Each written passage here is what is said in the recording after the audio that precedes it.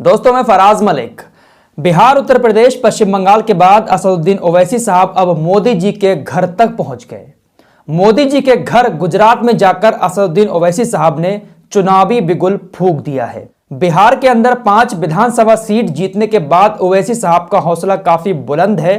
उत्तर प्रदेश में भी चुनाव लड़ने का ऐलान कर दिया है, पश्चिम बंगाल में भी चुनाव लड़ने का ऐलान कर दिया है और अब गुजरात में जाकर उन्होंने चुनाव लड़ने का ऐलान किया है। नगर निगम के चुनाव होना है गुजरात में और ओवैसी साहब गुजरात तक पहुंच चुके हैं और 21 सीटों पर ओवैसी साहब के उम्मीदवार चुनाव लड़ेंगे। असदुद्दीन ओवैसी साहब ने गुजरात के अहमदाबाद में आज चुनावी रैली की थी और इस रैली में अपनी जुबान से इन्होंने मोदी जी के 56 इंच के सीने पर और कांग्रेस पर बड़ा तीखे हमले किए। उन्होंने कहा कि कांग्रेस बीजेपी और आरएसएस दोनों से डरती है। कांग्रेस ने 70 साल देश के अंदर राज किया, लेकिन आपके साथ कितनी भलाई की कांग्रेस ने। आज हम चुनाव लड़ रहे हैं, आगे बढ़ रहे हैं, तो कांग्रेस हमें बीजेपी की बी टीम बता रही है।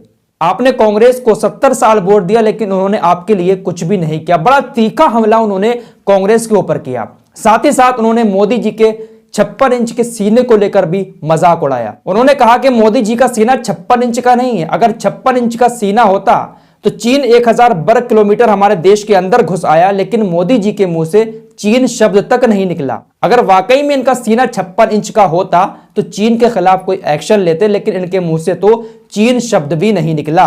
इसके अलावा उन्होंने उन लोगों का भी मुंह बंद कर दिया जो लोग ये कहते हैं कि ओवैसी सिर्फ मुस्लिम इलाकों में ही अपने कैंडिडेट खड़े करते हैं, मुस्लिम इलाकों से ही चुनाव लड़ते हैं। तो उन्होंने कहा कि भाई देखिए, दूल्हा जो होता है वो अपने घर से ही तैयार होकर निकलता है।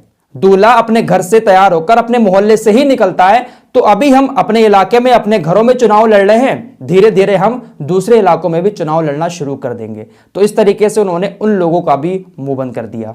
फिलहाल ओवैसी साहब ने आज कांग्रेस और मोदी जी दोनों को लपेटे में लिया और कहा कि कांग्रेस ने अगर अच्छे काम किए होते तो आज ओवैसी हैदराबाद से यहां नहीं आया होता।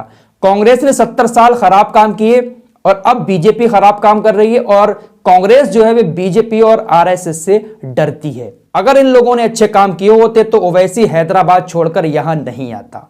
आपको क्या लगता है, क्या ओवैसी साहब को देश के कोने कोने में जाकर चुनाव लड़ना चाहिए जैसे और पार्टियां लड़ती हैं?